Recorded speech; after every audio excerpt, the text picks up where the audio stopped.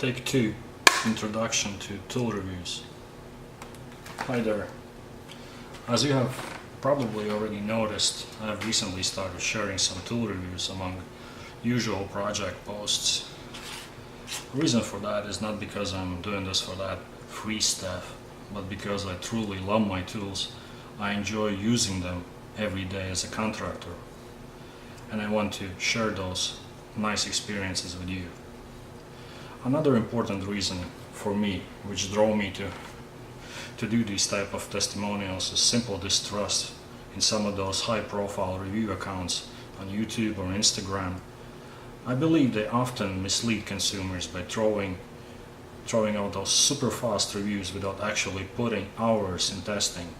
They are either overwhelmed by the number of test subjects they receive, or don't even have means of using tools to full extent, since some of them are simply weekend garage DIYers who happen to have high follower count. That is why I encourage you to stick around if you are looking for reviews of tools that are actually put to work in their natural habitat, where they are tested, smeared with dust, and thrown around while occasionally doing hell of a workout. Please follow me along if you are interested in upcoming in-depth testimonials of tools that I already own or ones that are coming my way. But most importantly, do not forget that this is not a one-way conversation. Instead, I encourage you to share your part of the story as well. Your experiences, your agreements, disagreements.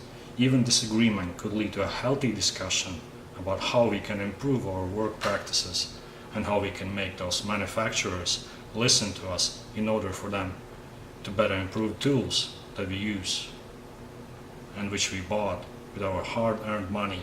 So please stick around. There's more content and more interesting tools coming up pretty soon. Thank you.